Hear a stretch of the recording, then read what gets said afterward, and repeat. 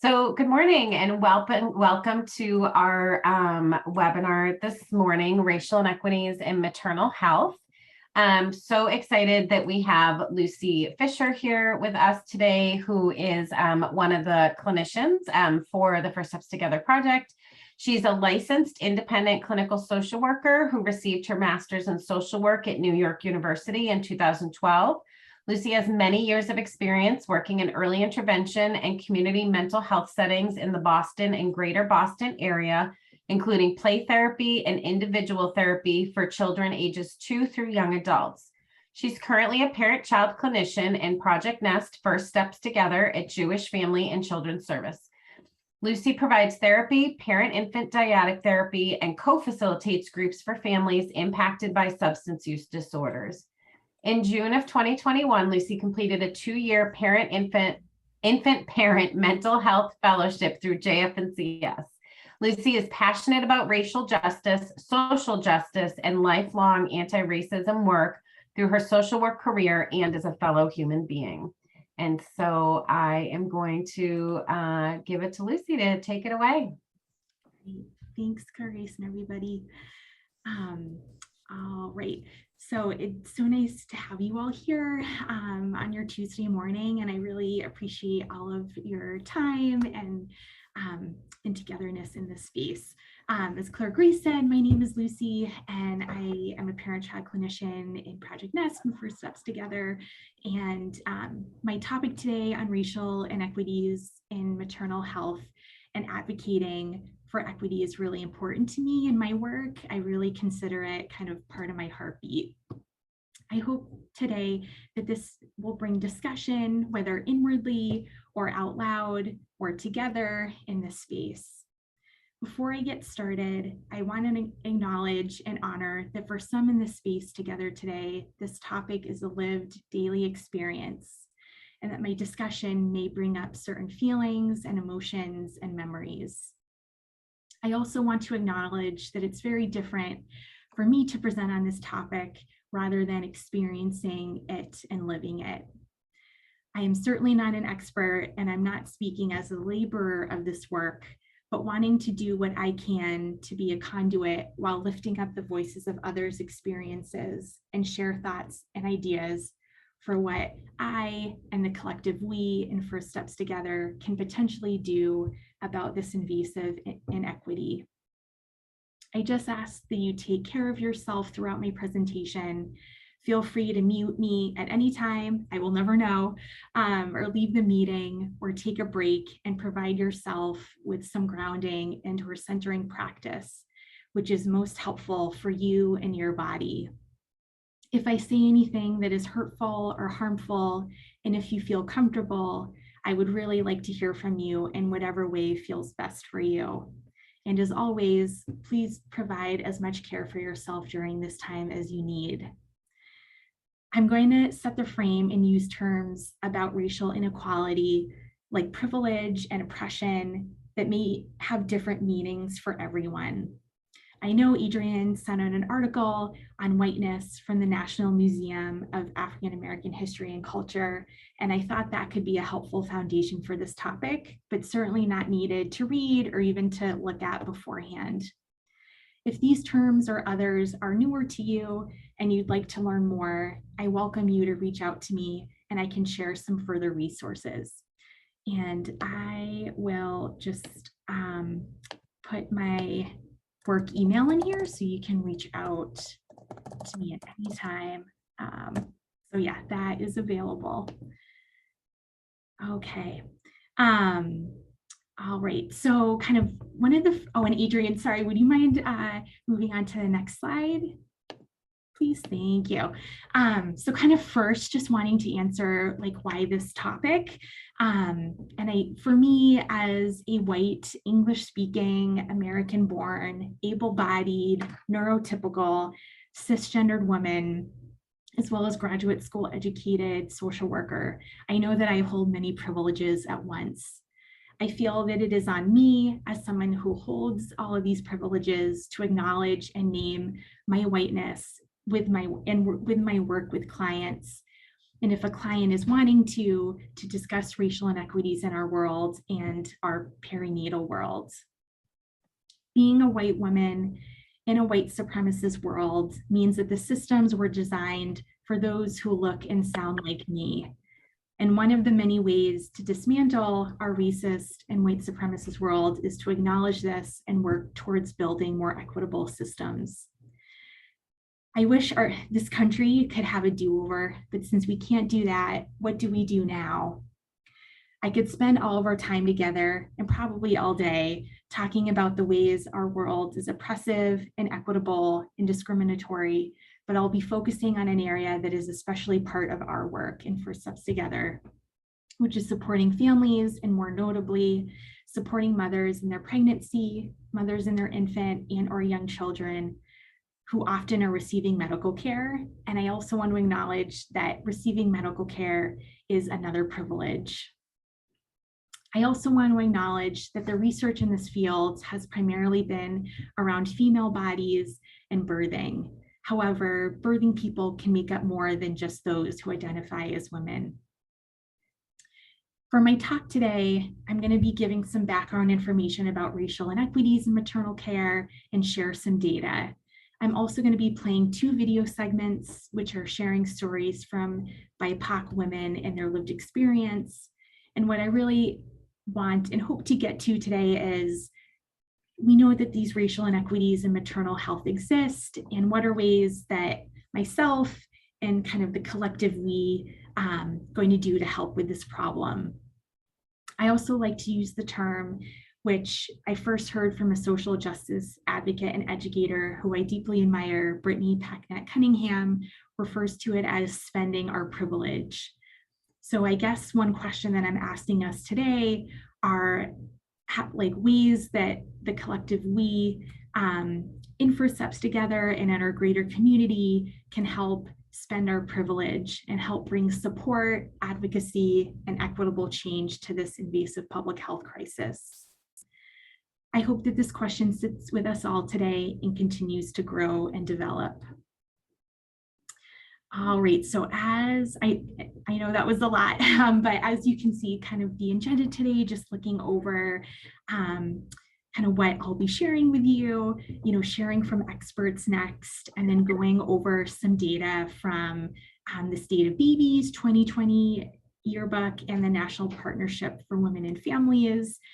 And then really looking at community responses and recommendations for bringing more equitable care, and then just opening up some discussions, again, whether that's just kind of thinking in yourself or talking together in this group about kind of ways to potentially help with this issue. So Adrienne, if you could please move on to the next slide, that would be great. Thank you.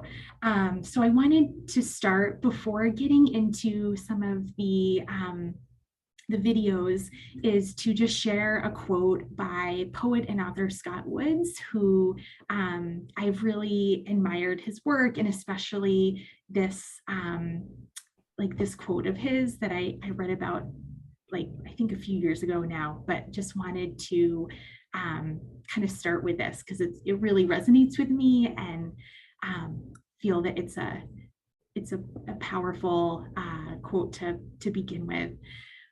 The problem is that white people see racism as conscious hate, when racism is bigger than that.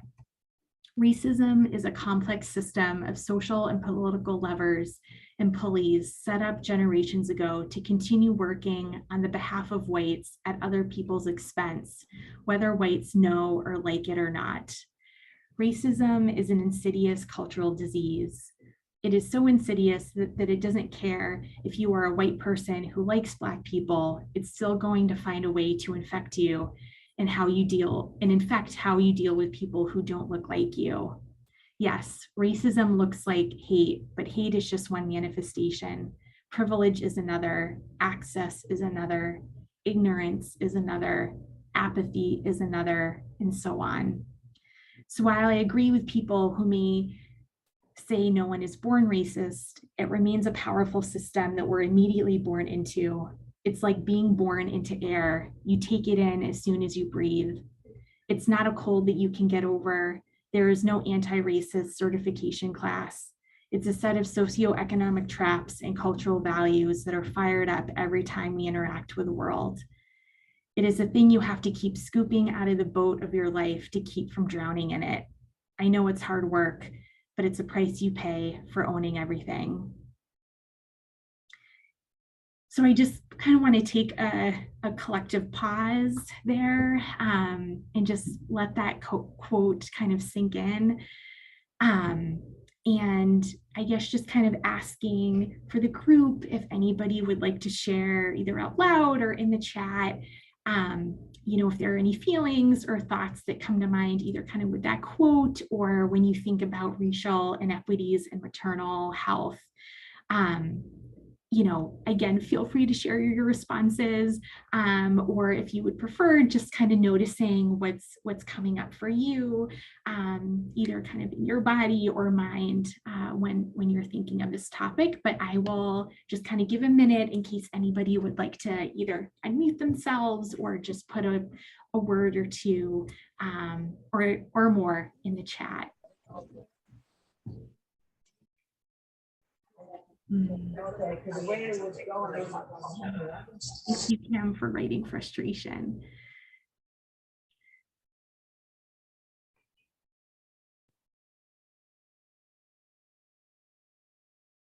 Yeah, and I'll just give them another moment or two if anybody else would like to share.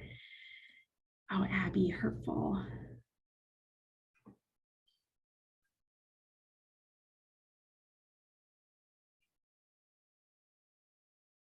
Justina wrote heavy.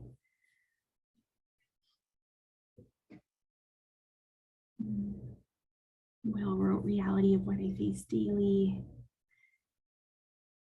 Thank you, Will. Abby wrote scary. Philip wrote realistic. Erin wrote disheartening.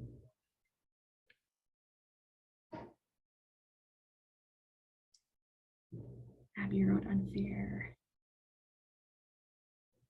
Thank you, everybody, for sharing, or again, even if it's just kind of noticing what's coming up for you in your body. So thank you. And Adrian, if you wouldn't mind moving on to the next slide, that would be great. Okay, so I'm next gonna show a clip.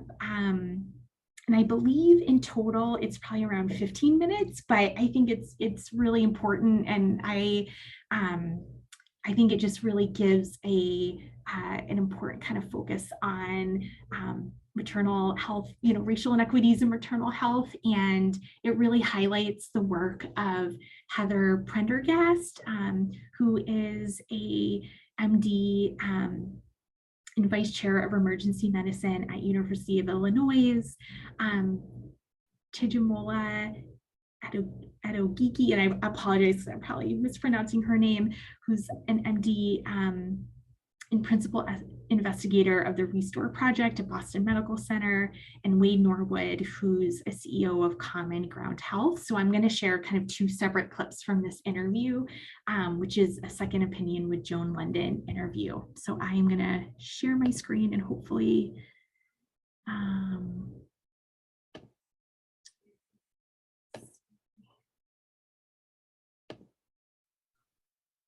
all right. And please let me know, anybody, if you're having a hard time hearing it. Oh, wait, you know what? I apologize. I totally forgot to do something I needed to for the audio. Okay. Sorry, everybody. Hopefully this should work.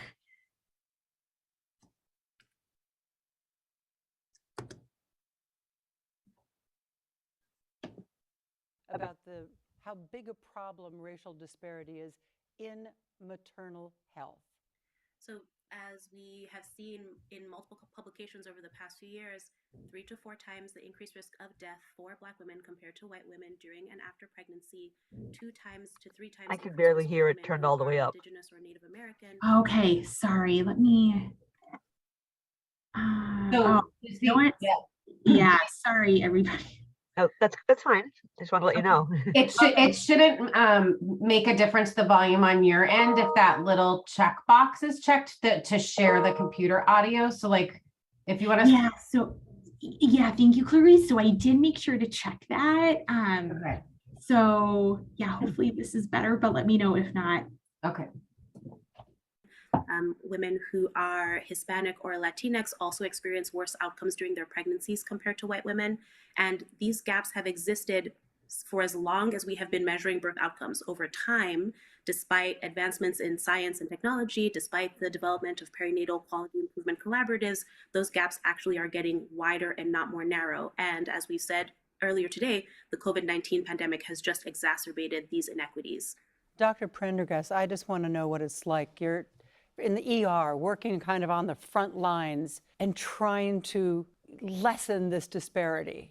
It's definitely challenging, but one thing I can say is that I tend to look at things as where is the opportunity, and so we know that there isn't a tremendous opportunity because we know that there are gaps in the system. We know that housing instability for a pregnant woman, increases their risk 2 to 3 times of having a complication. We know that trade-offs are being made when it comes to these social determinants of health, and as a result, we're seeing the negative health outcomes. And so, what we need to do in the emergency department is not, understand that there has to be a proper linkage. We know that yes, we're there for our community, for our patients, but we also know that there has to be linkage to primary care. Individuals who rely solely on getting, episodic care at the emergency department tend to have fragmentation of their care, and they lead to poor outcomes. If you look at the maternal deaths, about 2/3 of them occur in that postpartum period, right? A third in the first 30 days, and then the other third over the rest of the year. And so all of this contributes to the maternal death numbers that we're seeing. So we have to pay just as much attention. Our concern should not end as soon as the mother has the baby. And so there are a number of things that we can do on not only a policy level, but structural level, institutional level, community level. There's a whole, a multifaceted approach that needs to happen. And I think that having conversations such as this sets the stage for us to do that. Absolutely. It's like we see so often today, somebody doesn't really use a medical profession until it's an emergency, Right. and then they go to the hospital. Right. And unfortunately, when you're looking at the statistics on people of color, that's how pregnancy is treated. Exactly. And most of the diseases, unfortunately, are treated as well. Their diabetes is diagnosed later, that impacts pregnancy. Hypertension is diagnosed later, that impacts their pregnancy. Dr. Adegoke, what should the experience of perinatal care ideally look like in order to, try to get fewer and fewer disparities? I think we've touched on some of those things in our conversation so far. Ideally, everyone is able to access good prenatal care. We know that access just on its own is not enough. Even people who have done all the right things and attended all their prenatal care visits, when you are a person of color, you still have higher risk for adverse outcomes. I think about what I would want if I were pregnant, if I were having a baby. Ideally, I would see the same provider throughout my pregnancy, somebody who knows my history and doesn't just know my medical history, but also knows my personal history, someone who knows me well, somebody who's working from the assumption that I am a person trying to make the best decisions for me and for my family. Best may look very different for me than it does for the provider. The calculus of what I use to decide what's best for me may be very different than what they would be deciding with based on our relative positions in society. But having that baseline respect sets us up to be able to have open conversations about what the medical recommendations are at every point, what the options are, and then how each of those options works best with or does not quite work with my goals, so that we are always having shared decision-making, open conversations around care. When I talk to my patients, they mention that they are afraid to go into a hospital to give birth. They're worried that hospitals are not safe places for them and for their babies. They're worried that healthcare providers and healthcare systems do not have their best interests at heart. And that is just a conversation that no one should have to have in 2021. It's absolutely unacceptable. And of course, far too many women in disadvantaged areas go back to work within 10 days after having a baby. And all of the numbers show us that this is not good for mother or for child, but they go back to work because they need the income. Right. Those are some of the other things talking about what we can do at the policy level. You know, if you're not lucky enough to have good health insurance through your employer and you are on Medicaid, that coverage cuts out 6 weeks after pregnancy, even though, as we've discussed this morning, 50% of maternal mortality happens after the birth within either 6 weeks to a year. 20% happens after the 6-week period. So not having access to coverage from 6 weeks is not helpful. In addition to that, for people who are not able to access care routinely, sometimes that pregnancy is the only time that they're able to access medical care. If they're diagnosed with diabetes or diagnosed with high blood pressure that, as Dr. Papa pointed out, has sort of gone uncovered prior to their pregnancy, and we take coverage away after 6 weeks, there's no opportunity for them to continue working on that medical problem, trying to get to a point where they're in a more healthy place, either before the next pregnancy or if they don't plan to get pregnant again for the rest of their lifetime. So we're really missing an opportunity there to be able to give people access to care. We need better legislation to support moms, not just to have time away from work right after they've given birth, but also to be able to breastfeed when they go back to work if that's their choice. We need better legislation that allows for investments in access to these social determinants of health, that allows for things that data shows improve birth outcomes, access to doula support and birth support, access to, again, primary care after that pregnancy is over, and access or sort of setting up our quality measures so that our payment incentives, so that we're not just looking at what care we provide, but how equitable is that care? It's one thing to have good outcomes for some portion of your population, but if another portion of the population you serve is suffering at that same institution, that should also be considered unacceptable, and healthcare systems should be held accountable for that. When I hear her say all this, Wade, I think we need that Family and Medical Paid Leave Act to be passed, which of course is still hung up in Congress, which, you know, unlike what passed in '61, which just said you won't lose your job. Right. Now, like, we're one of the only countries in the world that doesn't give paid leave when you have to leave to have a baby or to take care of a loved one who's sick. Joan, I had the same response listening to the doctor, and I could have listened to her go on for another half hour, thinking of pregnant women who have to worry about eviction, who have to worry about their utilities being shut off. And what we need to do is start investing in the protective factors before young women become of childbearing age, before women are pregnant, and through the perinatal experience, because it is wrapping community, it is wrapping compassion, it's wrapping support around women as they bear life that gives us the best outcomes for the next generation of life. It's really... Oh, sorry, everybody. Okay, so I'm then just going to move to one last clip here. And I wish I could play the whole thing, but know that, you know, when the slides come out, that the links to these videos will also come out if you would like to listen more. Oops. Okay. So just a few more minutes. Is stationed in barbershops and in beauty salons, in church basements, in neighborhood block associations. We have the ability to restore a sense of the community and healing as principle to healthcare. And I'm really excited about the prospect of making that real for the someday grandchildren of mine who will safely arrive. And Dr. Prendergast, you're out there on the front lines. Go ahead. Yeah, no, I was just going to jump in and say that, you know, I think that it's important that we look at all of this in the context of health equity, right? And understanding that the playing field is not level, and there's going to be different amounts required to get folks up to an adequate level. And that cuts across all the interventions and the approaches that we can take. So when we're talking about education among healthcare professionals, that's, you know, starting as, you know, with our medical students, residents, fellows, understanding that people are coming and everyone has unconscious biases. And so we have to get to a point where we're comfortable having those conversations and understanding, again, that, you know, we're doing this in the context of health equity, right? And so you understand it's not about giving everyone equal amounts. We're not talking about health equality. We're talking about equity, right? So everyone's not at the same level. And And when we use that kind of approach to kind of use it to educate and to support, not only because there's a role for education, because this is definitely, as Dr. Aduke mentioned, a two-way street, right? So we have to be engaged with the community in finding these solutions,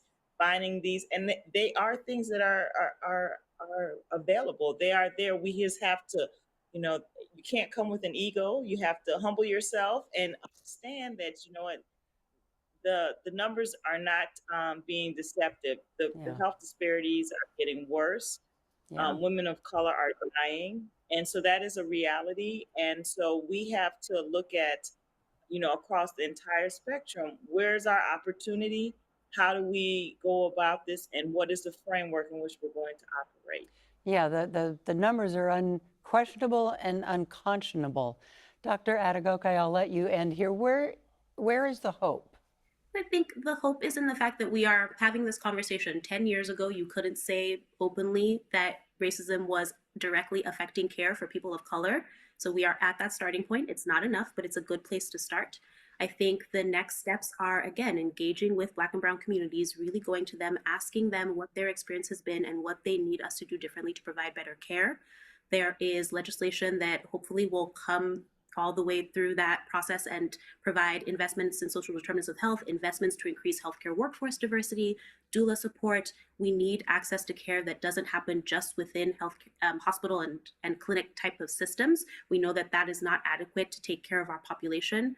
I'm very excited to see where we go if we can just pay attention to the data and pay attention to the communities that are affected going forward. Well, it certainly is incumbent upon everyone to try to provide health equity. Doctors, thank you so much. Thank you, everyone. Okay, great. Thanks everybody for watching that with me. And yeah, just gonna kind of take a pause and just, again, letting those three experts kind of sink in with what they shared with us today. All right, and then Adrian, if you wouldn't mind kind of sharing back to the slide, great. And if you don't mind just moving to the next slide, that would be great, thank you. So I just wanted to, I thought this was a really helpful kind of visualization of through the National Partnership for Women and Families regarding racism, health, and women of color. And I won't go into too much detail on it, but I just think it gives, at least for me, a really helpful visualization of, just the layers of racism and oppression and social determinants of health that women of color face, whether they are pregnant or not. And as you can see, it, kind of starts on the systemic level, like systemic racism, both structural and institutional. And then it goes up to interpersonal racism, which is both explicit bigotry and implicit bias. And then kind of the next level is social determinants of health, which regards kind of structural conditions in which people are born into, where they live, where they grow, where they learn, where they work, where they play, where they pray, an age that really influences the health and, both regarding health risk and other health outcomes. And then, the next layer regarding healthcare inequities, which is the differences in availability and access to and the quality of healthcare services, as well as health inequities, which are differences in the burden of illness, of injury, of disability, of mortality between these groups. And as you can see on the side, that kind of all of these racism and oppression layers also, you see those physiological effects, and that is toxic stress, that's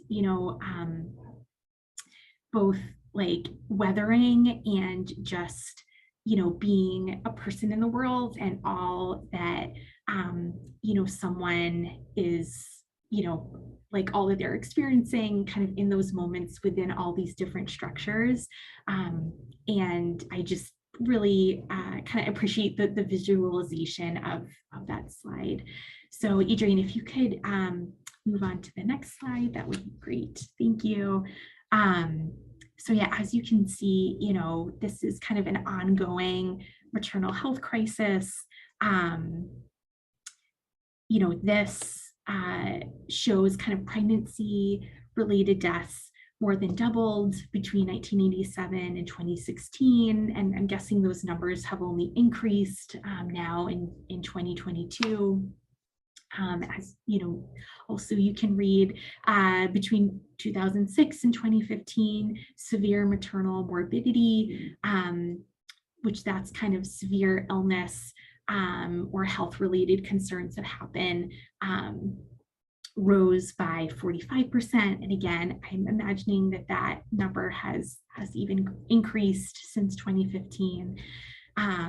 And you can see here kind of Black women are 3 to 4 times more likely than white women to experience pregnancy-related deaths.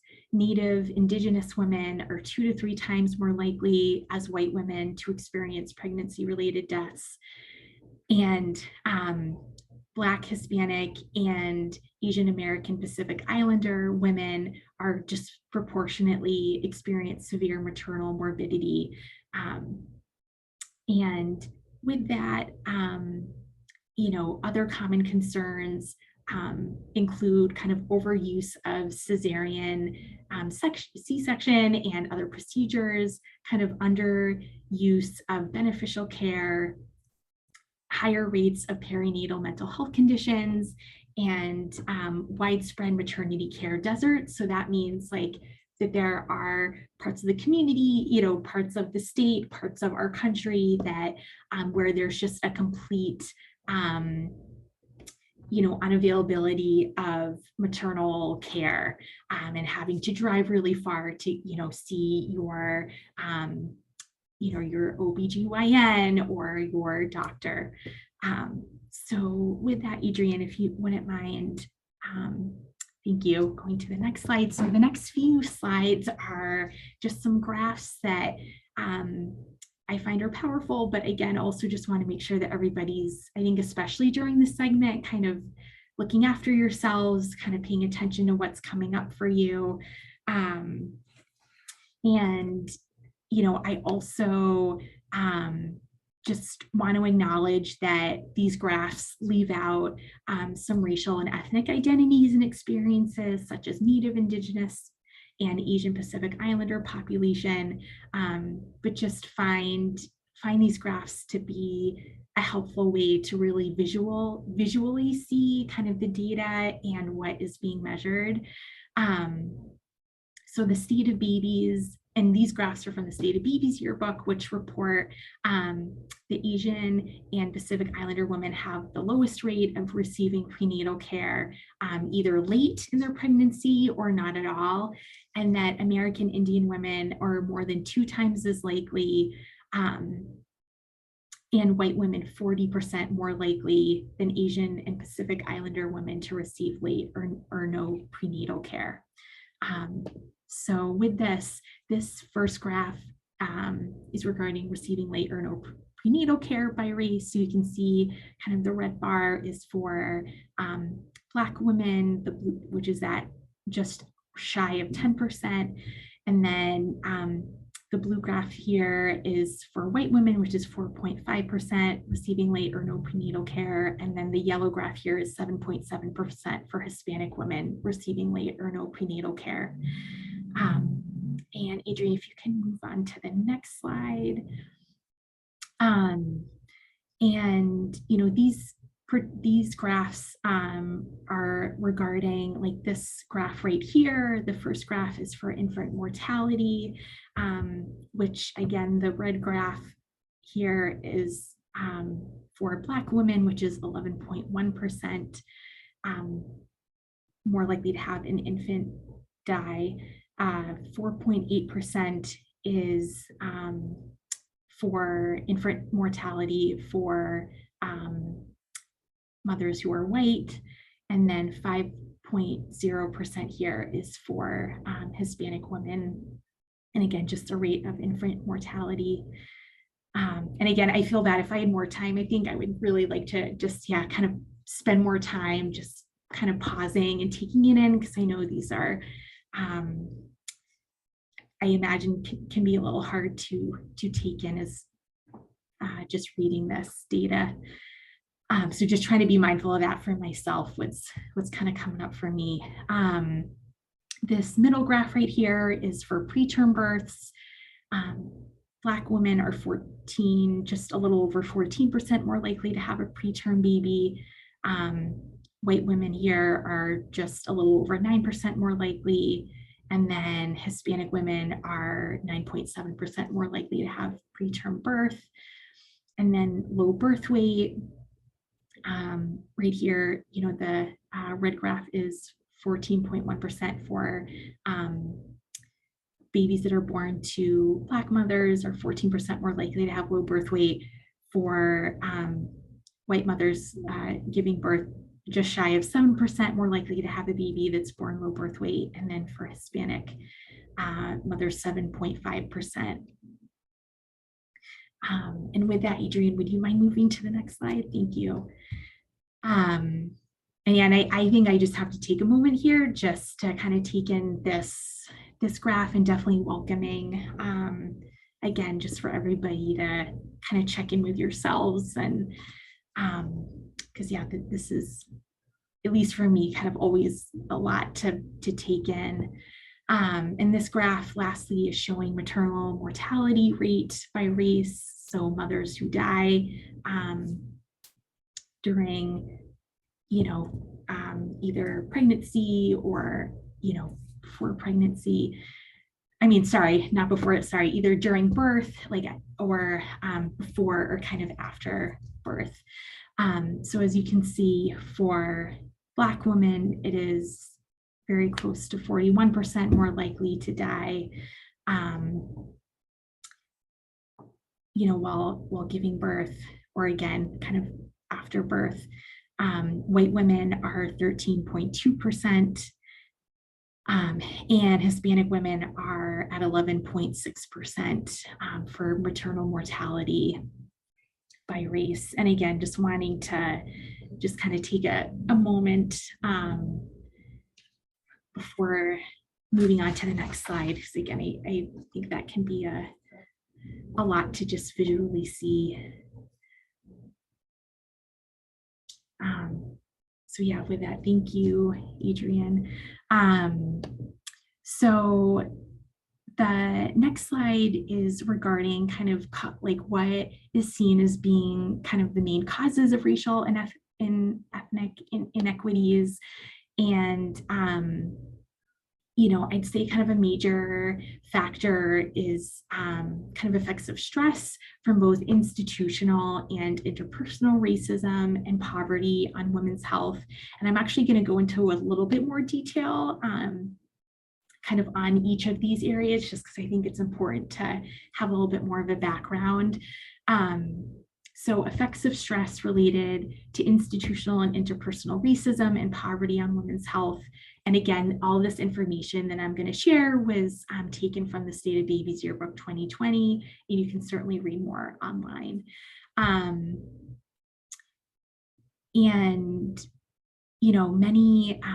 For many Hispanic and Black women, they have an exceptional number of stressful experiences that threaten their health. Research consistently finds a correlation between cumulative stress associated, so kind of over time or over the lifespan, which is associated with racism and socioeconomic disadvantage, as well as health challenges. Discriminatory policies and individual acts of racism throughout our nation's history have limited or blocked opportunities for Black and Hispanic people, and the impacts of historical policy decisions, as well as chronic stress, which is associated with racism and discriminatory practices that persist today. In addition to racism, Black women and their families disproportionately experience a number of risks associated with poverty, because again, all of these systems that we're in were kind of designed in this way that directly affect these circumstances, as well as the stress they create, which threaten both maternal and child well-being, which begins prenatally. And kind of the second item here, differential access to medical care and family support services and barriers to breastfeeding, throughout history, and together with a broader legacy of mistreatment of Hispanic and Black people by the healthcare system, has influenced a still pervasive distrust of the medical establishment among racial minority women. These circumstances likely account for some portion of the disparity in receiving timely prenatal care. In a national poll, nearly 1/3 of Black Americans reported they had personally experienced racial discrimination during a visit with a healthcare provider, and 22% said they had avoided getting care because they were wary of discrimination. There's also some barriers that are sustained, during breastfeeding. Both kind of breastfeeding can be a stressful life event, as well as kind of what's going on in the mother's workplace, or maybe community policies or laws that are restricting the woman's ability to breastfeed, as well as, does a mom have maternity leave at her work if she is working, or are there other supports within the community? Additionally, babies that are born prematurely are less likely to be breastfed, and Black and American Indian and Alaskan Native mothers of preterm infants are often less likely than their white counterparts to receive breast milk in the first few days of the baby's life. And then kind of the last point here is differential experiences of women within the medical care system. And, throughout kind of the course of several decades, there's been a developing body of research that has established that Black and Hispanic women experience disparities in the healthcare they receive, including notable differences in their obstetrical care. Even when mothers to be can access healthcare, Black or Hispanic women do not always receive equitable treatment from providers. They are more likely to experience interactions with healthcare providers as unhelpful and disempowering. Specifically, they note that the information provided to them can be misleading or slanted in a way that suggests bias or lack of respect. Black and Hispanic women may also be disproportionately exposed to unnecessary and often potentially risky testing, such as medical imaging and cesarean C-section. Mothers and their babies who are from racial minority groups are more likely than their white peers to receive lower quality hospital care, and also have a greater rate of maternal mortality, and as well as delivery complications, and overall kind of poor healthcare for the mother, both kind of before pregnancy, during pregnancy, and kind of afterward. And there was some research done regarding kind of exploring patients' and providers' attitudes, expectations, and behaviors, which all seem to find kind of similar results. And one example of this is for Black women with limited income, kind of expressing concern that access to fewer resources has a negative impact on the quality of care, as well as medications that they receive from providers. So yeah, I know that was a lot of information, but I think it's just wanting to give a little bit background on kind of the causes for both kind of racial and ethnic disparities. And with that, Adrienne, if you wouldn't mind moving to the next slide. Thank you. And I won't go over all of these because I know it's a lot, but I really liked this kind of informational poster, if you will, regarding kind of recommendations for promising policies and practices to really, again, help to bring more equity for maternal health. And as you can see, this is kind of a broad list of both policies and practices, but I will be taking some time in a little bit just to share more information regarding kind of midwifery care, community birthing centers, doula care, and kind of community supports. But again, just really appreciate kind of the specific policies that are outlined here, as well as practices, which I'll go into a little bit more detail soon. So with that, Adrienne, if you wouldn't mind moving to the next slide. Please, thank you. And I wanted to share, I don't know if anybody has heard of the magazine called Womanly, but they have an issue, I think it's issue number 4, titled Black Maternal Health, that I'd highly recommend to read through. And it was really hard for me to choose because I could have just gone over the whole magazine with you all, which I'm not doing, but I wanted to show just kind of a little snippet from an article, just I think that helps encapsulate a little bit of, even from the very beginning, of our babies and children's lives, kind of way to help them believe and trust about their bodies and how they're feeling in their bodies, was really kind of powerful need to be reminded of. So I will just kind of read the question and then just go over this answer from Pascal Bernard. So Adia Taylor asks, how do you see education playing a role in creating better outcomes for Black women as it relates to maternal health? And what role does Planned Parenthood play? And Pascal Bernard answered, I think education plays a huge role, but the elephant in the room is that there is a lot of racism in our healthcare systems. One of the reasons there is such disparity is because Black women are not believed. Serena Williams had to convince her doctors that she had a blood clot. Why should someone who has just given birth have to convince medical providers that something is wrong? If we're not teaching our children to listen to their bodies when even if they know that something is wrong, they're not going to say anything. If we tell that child, even if you don't feel good, you're still going to school, we're teaching them to keep plowing through no matter what. So that child grows up and gets pregnant and something doesn't quite feel right and they think, oh, well, it's okay. No, it's not. And again, I know there's a lot more to that and can be other, different layers, but just wanted to share that little snippet, and also recommend, I included a link in here so that, you would be able to look through more of this issue of Womanly magazine. And with that, Adrienne, if you wouldn't mind moving to the next slide, thank you.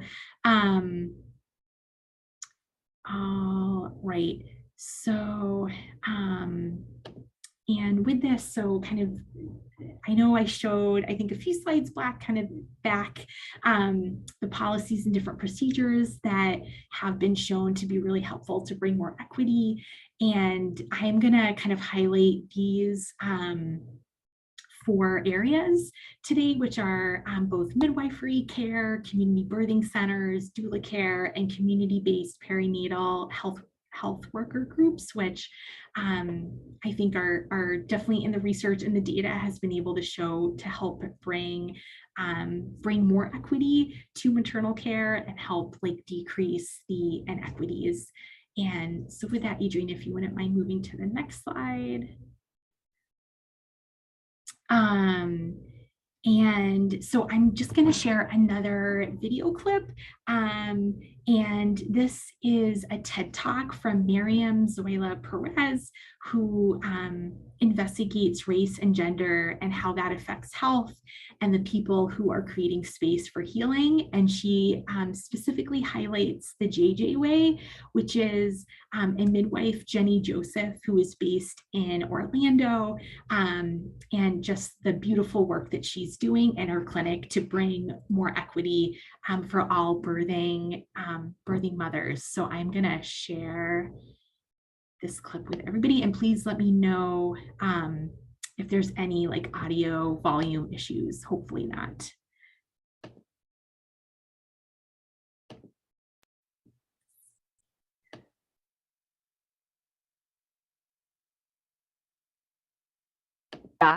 And it further illustrates that there's something in the US environment that is making us sick. But here's the thing, this problem that racism is making people of color, but especially Black women and babies sick, is vast. I could spend all of my time with you talking about it, but I won't because I want to make sure to tell you about one solution.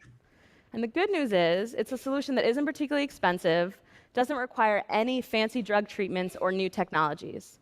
The solution is called the JJ Way. Meet Jenny Joseph. She's a midwife in the Orlando, Florida area who's been serving pregnant women for over a decade. In what she calls her easy access clinics, Jenny and her team provide prenatal care to over 600 women per year. Her clients, most of whom are Black, Haitian, and Latina, deliver at the local hospital, but by providing accessible and respectful prenatal care, Jenny has achieved something remarkable. Almost all of her clients give birth to healthy, full-term babies. Her method is deceptively simple. Jenny says that all of her appointments start at the front desk. Every member of her team and every moment a woman is at her clinic is as supportive as possible. No one is turned away due to lack of funds. The JJ Way is to make the finances work no matter what the hurdles. No one is chastised for showing up late to their appointments. No one is talked down to or belittled. Jenny's waiting room feels more like your aunt's living room than a clinic. She calls this space a classroom in disguise. With the plush chairs arranged in a circle, women wait for their appointments in one-on-one chats with a staff educator or in group prenatal classes.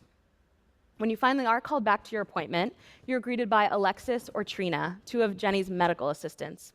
Both are young, African American, and moms themselves. Their approach is casual and friendly.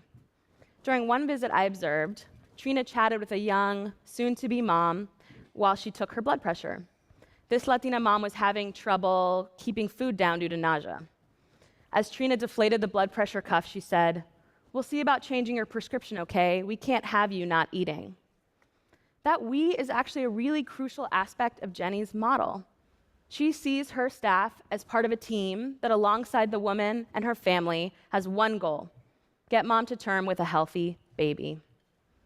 Jenny says that Trina and Alexis are actually the center of her care model, and that her role as the provider is just to support their work.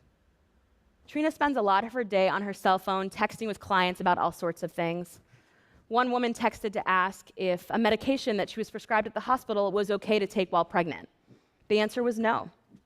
Another woman texted with pictures of an infant born under Jenny's care. Lastly, when you finally are called back to see the provider, you've already taken your own weight in the waiting room and done your own pee test in the bathroom. This is a big departure from the traditional medical model because it places responsibility and information back in the woman's hands. So rather than a medical setting where you might be chastised for not keeping up with provider recommendations, the kind of settings often available to low-income women, Jenny's model is to be as supportive as possible. And that support provides a crucial buffer to the stress of racism and discrimination facing these women every day. But here's the best thing about Jenny's model. It's been incredibly successful. Remember those statistics I told you that Black women are more likely to give birth too early, to give birth to low birth weight babies, to even die due to complications of pregnancy and childbirth? Well, the JJ Way has almost entirely eliminated those problems, starting with what Jenny calls skinny babies. She's been able to get almost all her clients to term with healthy, chunky babies like this one. This is a baby girl born to a client of Jenny's this past June. So a similar demographic of women in Jenny's area who gave birth at the same hospital her clients did were 3 times more likely to give birth to a baby below a healthy weight. Jenny is making headway into what has been seen for decades as an almost intractable problem. So some of you might be thinking, all this one-on-one attention that the JJ Way requires must be too expensive to scale. Well, you'd be wrong. The visit with the provider is not the center of Jenny's model, and for good reason. Those visits are expensive, and in order to maintain her model, she's got to see a lot of clients to cover costs. But Jenny doesn't have to spend a ton of time with each woman if all of the members of her team can provide the support, information, and care that her clients need. The beauty of Jenny's model is that she actually believes it can be implemented in pretty much any healthcare setting. It's a revolution in care just waiting to happen. So these problems I've been sharing with you are big. They come from long histories of racism, classism, a society based on race and class stratification. They involve elaborate physiological mechanisms meant to protect us that when overstimulated actually make us sick.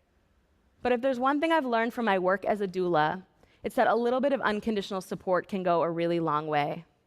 History has shown that people are incredibly resilient, and while we can't eradicate racism or the stress that results from it overnight, we might just be able to create environments that provide a buffer to what people of color experience on a daily basis. And during pregnancy, that buffer can be an incredible tool towards shifting the impact of racism on generations to come. Thank you. Thank you, everybody. I always love watching that clip, no matter how many times I see her. Great. And with that, Adrienne, if you wouldn't mind, just like, oh, and I appreciate all the hearts and the claps. Yeah, I would be like sharing all the hearts and claps right now too. So Adrienne, if you wouldn't mind, moving to the next slide. Thank you. So yeah, I'll just kind of go over kind of in our last bit of time here, just that, these different areas of, again, what's been found to be really helpful in kind of eating in these inequities. And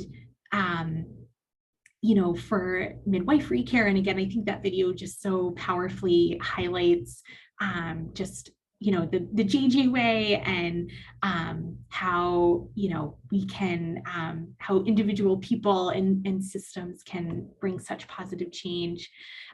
So the midwifery model of care really emphasizes a trust relationship with both health promoting practices and information that birthing people need to make their own informed healthcare decisions, as well as personalized care tailored to individual needs and preferences. Next slide, please. Thank you. And the data really shows that midwifery care has been able to bring out quite a bit of positive experiences for women, both within their personalized care as well as their own health choices. And I'll just kind of read these little bullet points, but people who receive midwifery care are more likely to report feeling more control, more confidence, and more satisfaction throughout their pregnancy. Midwives who provide racially centered or congruent care offers people of color valued support. Midwives promote choice by working both in hospitals and birthing centers and home birth settings. So just giving a lot more opportunity for a mother and whatever feels most comfortable for her. As well as midwives offer physiologic childbearing that supports both the innate abilities of the woman who's giving birth and the newborns to be born, followed by strong attachment and breastfeeding, which I think is, as we know, is also so very important. And just wanted to highlight again that these slides and this data were from the National Partnership for Women and Families. So Adrienne, if you can move to the next slide, please. So kind of the next area that was found to be really helpful in kind of bringing more equity is community birth settings, which offer low-risk women personalized and relationship-based midwifery-led care. They're able, the women that go to these community birth settings are able to avoid kind of the over-medicalization of hospitals and support the innate birthing abilities of women and their newborns. Community birth can offer more opportunities for people of color to receive respectful and trustworthy, racially congruent care that upholds racial justice and fosters agency. And with that, Adrienne, if you could move on to the next slide, thank you. And I wanted to highlight, I don't know if people are aware, and I know that this is kind of very much Boston based, and I know that we have sites all over our state, but in Boston there is a center. It hasn't opened yet, but they are in process of opening, called the Neighborhood Birth Center. And I just wanted to highlight them. They're in the process right now of still getting donations in order to, kind of find their center. So I think they're not planning to open until 2023. But you can learn more about them at neighborhoodbirthingcenter.org. And I just wanted to highlight this, I think, really impactful quote from them. We believe that people living in and around Boston should have access to a full range of pregnancy care and birthing options. Our mission is to offer comprehensive midwifery care throughout pregnancy, labor, birth, and the postpartum period by integrating an independent freestanding birth center in Boston's healthcare and community landscape. Birth is a sacred process, and when the pregnant person is centered, the experience has the power to transform and heal individuals, families, and communities. And with that, Adrienne, if you can move to the next slide. Thank you. Don't worry, I'm not going to read all of this. I know this is a lot. I just wanted to highlight this information regarding kind of doula care, which is also seen to really helping to bring more racial and cultural equity to to the landscape. And I just wanted to highlight this journal. It's called Advancing Birth Justice, Community-Based Doula Models as a Standard of Care for Ending Racial Disparities. Again, I will, in kind of my references at the end of my presentation, there is a link to kind of read more of this journal if you would like, and I will kind of highlight a little key points in the next slide. So Adrienne, if you wouldn't mind, sorry, perfect. So yeah, doulas are trained to provide non-clinical, emotional, physical, and informational support, both before, during, and after labor and birth. And doulas can be especially helpful for women of color and women from low income and underserved communities, which help reduce health disparities by ensuring that pregnant people who face the greatest risks have the added support they need. And again, you can read a lot more in that big journal that I will send out. I also wanted to highlight Birth Sisters Doula Care, which is at Boston Medical Center. And I guess I'm curious if, again, with our other First Steps Together sites, if you're aware of similar programs in your community, but I just wanted to highlight the Birth Sisters program through Boston Medical Center, and wanted to highlight kind of what they shared. Giving birth is a special time in a woman's life. It is a chance to make healthy lifestyle choices for herself and her baby, a time to reach out for needed resources, and an opportunity to form deeper connections with her community. The Birth Sisters program is an innovative multicultural doula service that offers women sister-like support during pregnancy, childbirth, and the postpartum period. Trained to give social support to at-risk mothers in their community and connect them to needed resources, Birth Sisters offer prenatal home visits, labor support, and help at home after the baby comes. By mothering the mother, they play an important role in empowering women, their children, and their communities. And with that, Adrienne, if you can move to the next slide, please.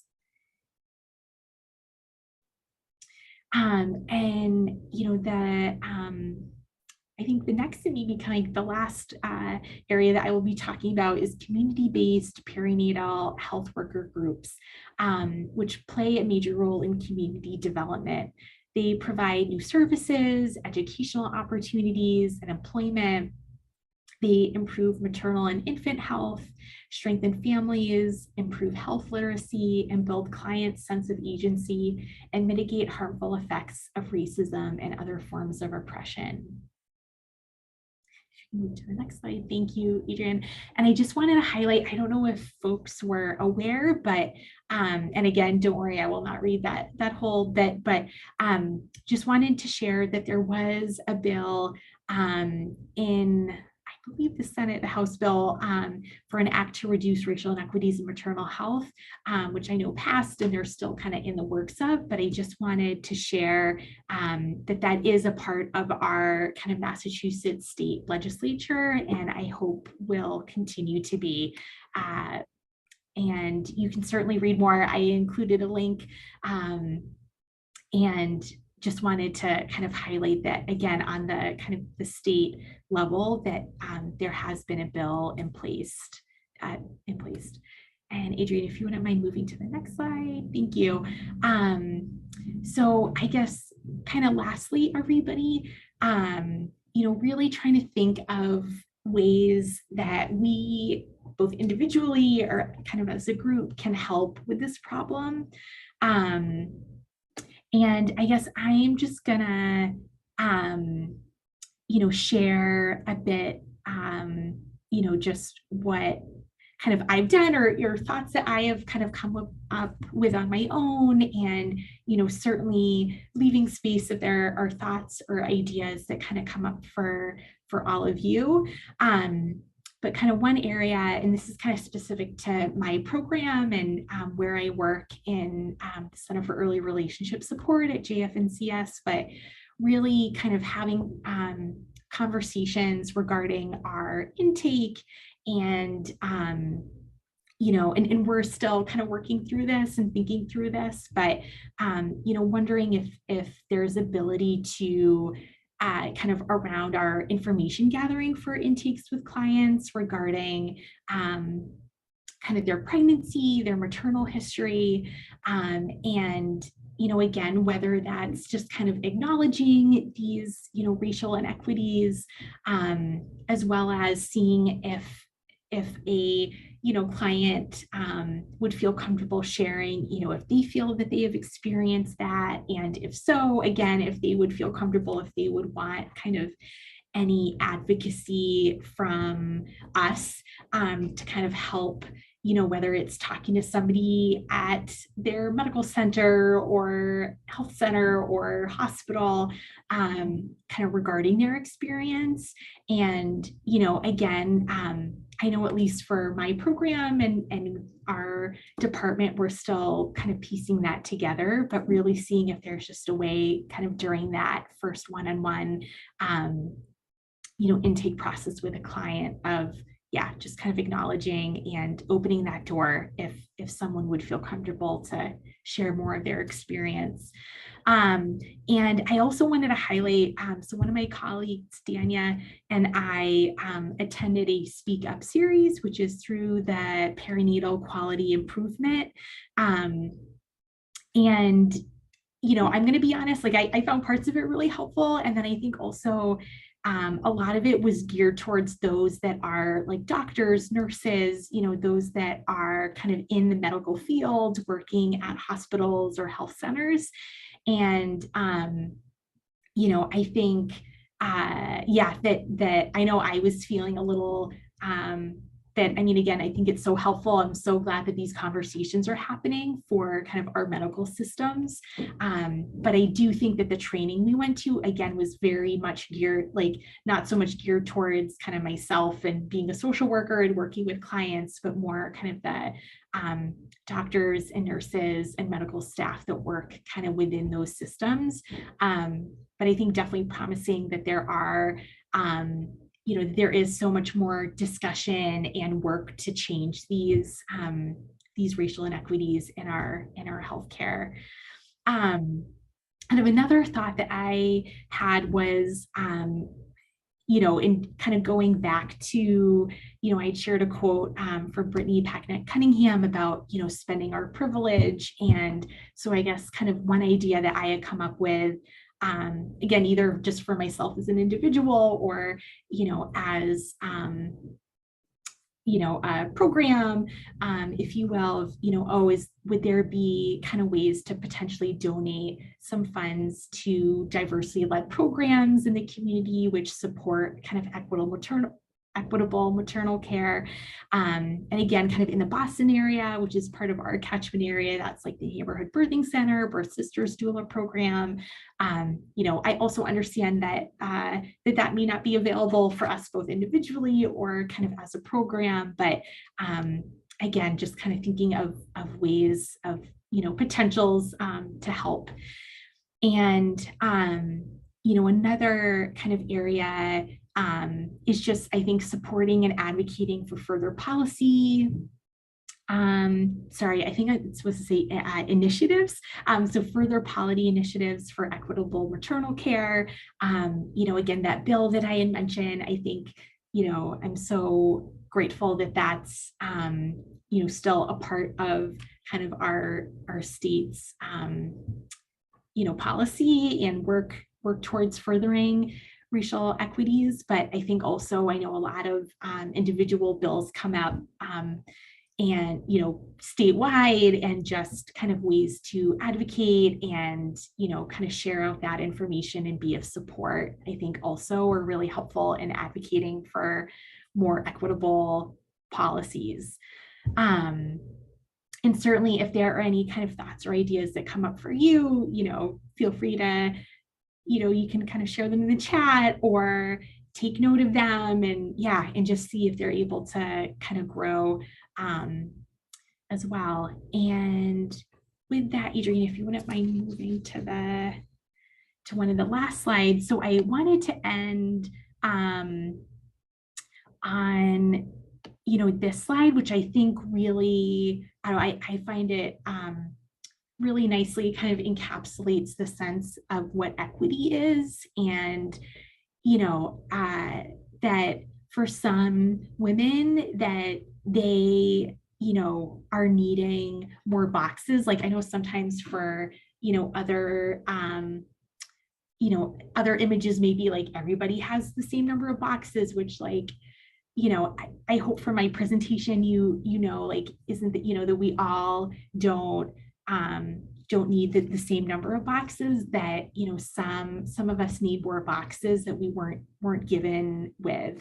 And so I really appreciate this visual of equity for, which I did get from the Institute for Perinatal Quality Improvement from their Speak Up series.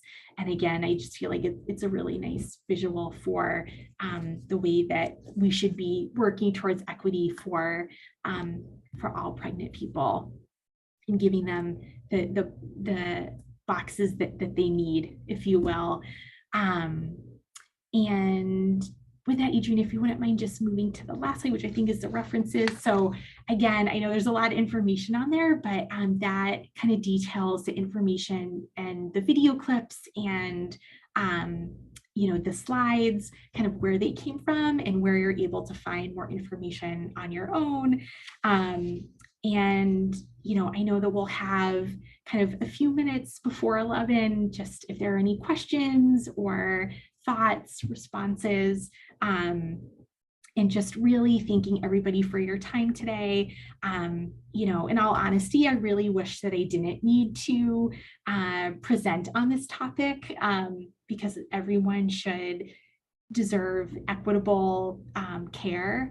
But I'm hoping that we can all kind of together help bring positive change to this public health crisis. So thank you, everybody. And now I'll kind of leave it up if anybody has any questions for me or responses. You can either unmute or put in the chat, or you can also write me individually if that feels more comfortable. So thank you, everybody, for being with me this morning. And Lucy, you have something in the chat from Danielle. Oh, thank you.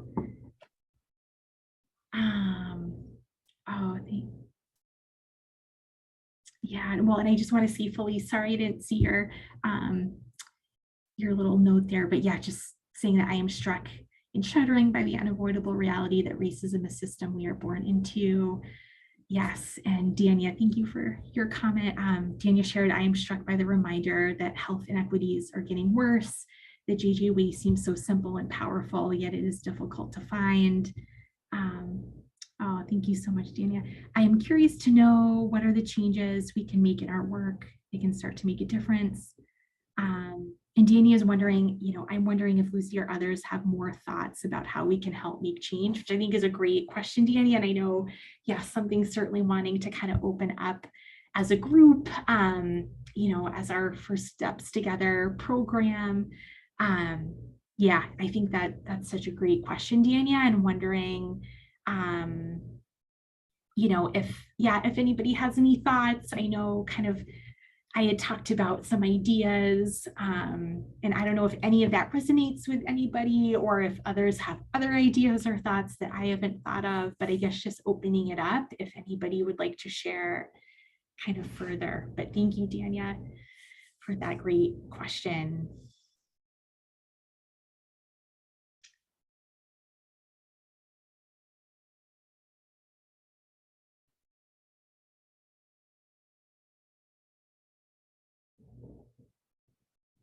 But and not to put anybody on the spot to answer, but I guess just, whether it's, ideas that are bubbling up in you, maybe even just kind of taking note of those right now, or literally taking a note and, seeing what may come up or what may grow from those thoughts or ideas, both as an individual and I think as kind of our First Steps Together program as a whole.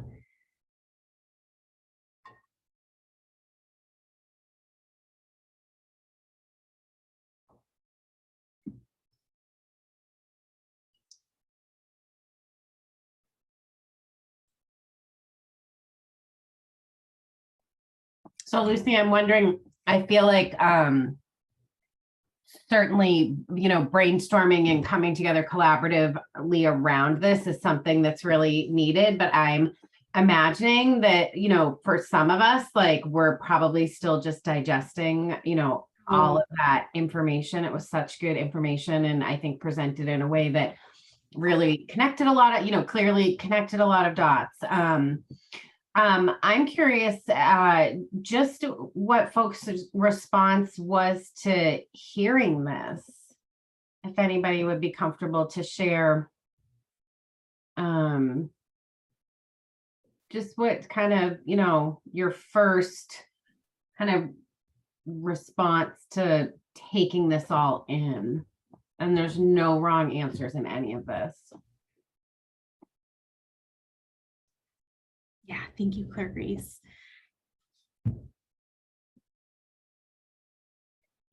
So Justina saying kind of angry. Liz had shared before that, calling it out and making it known when we see it happening. Alvina said, we're thinking about finding out what programs are available in our neck of the woods to support our moms. I might offer that I know a lot of our sites are in different stages of collaborating with their perinatal collaboratives, but I noticed that was something that you talked about, was opportunities when those that are working in the perinatal workforce come together around some of these things are really powerful and effective. And so that may be a place for First Steps Together also, is to bring this up as a point of discussion with that collaborative if it's not already, or to maybe re-look to or kind of invigorate that connection with your local perinatal collaborative. That might be a place to start. Wanda says thank you, and so did Floor, and Alvina says yes, Will. So I'm trying to see if Will maybe shared that just to you, or. I know, I'm sorry, everybody. I so appreciate everybody's comments. Just trying to read them all in the chat here. Sorry, didn't mean to put anyone on the spot. I read it first and then was like, wait, that doesn't track. Wanda says grateful.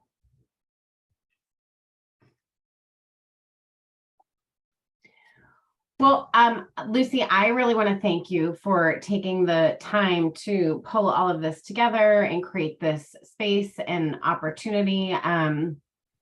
I also think that this is a topic that we would want to continue to, circle back on and continue to think about and to, maybe dig a little deeper. And I think given that it seems that lots of folks are, really just still kind of taking this all in, I imagine people will want to take a look again at some of those like video links and the things that you've included. We'll post all the resources on Basecamp.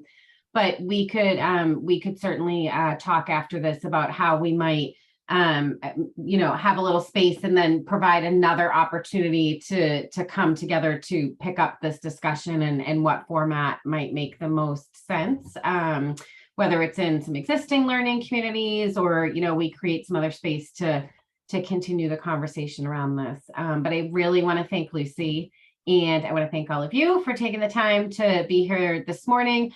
We did also, when we talked with Lucy, when we were planning this, had agreed, like I said at the beginning, that this particular webinar would be publicly available. So we will post the resources and the copy of the PowerPoint in Basecamp, but you can feel free to share those with others, which often sometimes is also kind of a nice opportunity as like a jumping off point or a talking point to, share one of the videos or share an article or share a little snippet of something with someone to get the conversation going. Do you want to say something else, Lucy, before we?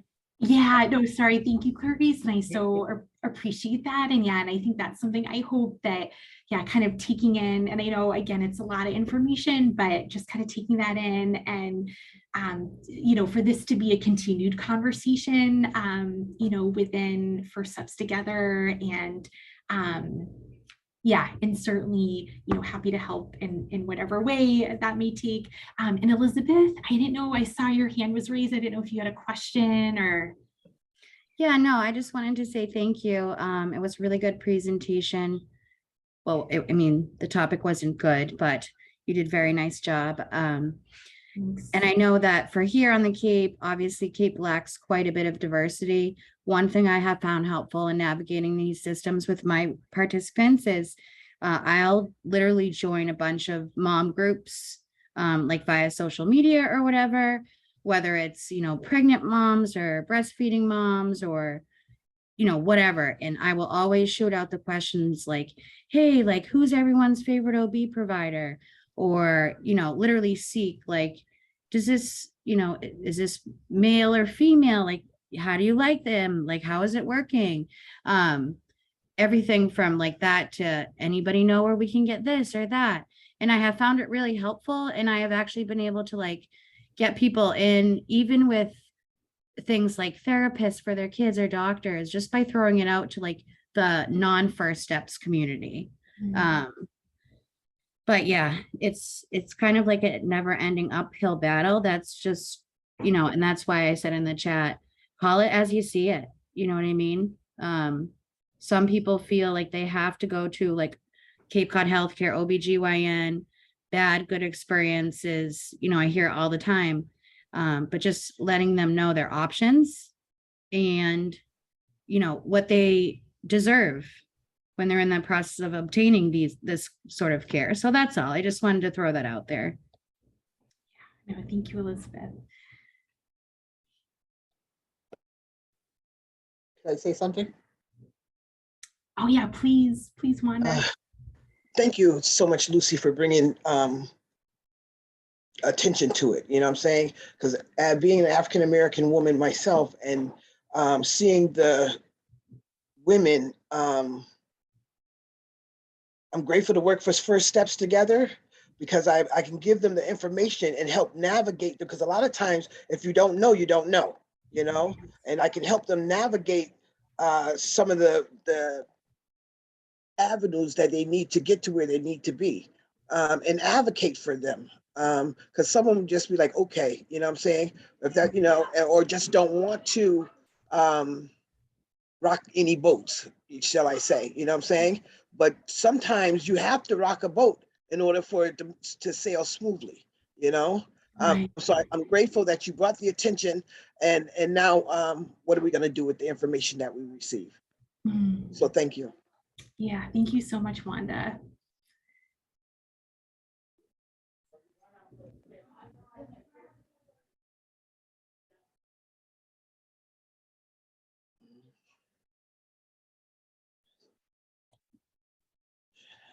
All right, well, we are almost at the hour, but certainly I hope everyone will feel free to reach out to any of us on the TA team at any time. Lucy also shared her information in the chat at the beginning, and if you want to maybe just post it again real quick, Lucy, for anybody that joined late so they can find it easily. And also Lucy's part of First Steps Together, so you can also go on Basecamp to the staff list and find her there. But again, thanks everybody for all of your time and thinking about this morning. And we will definitely look forward to additional opportunities to continue making change. I want to say talking about it, continue to actually do things and address this and think about how we are making this part of our work. So thank you so much. Thanks, everybody.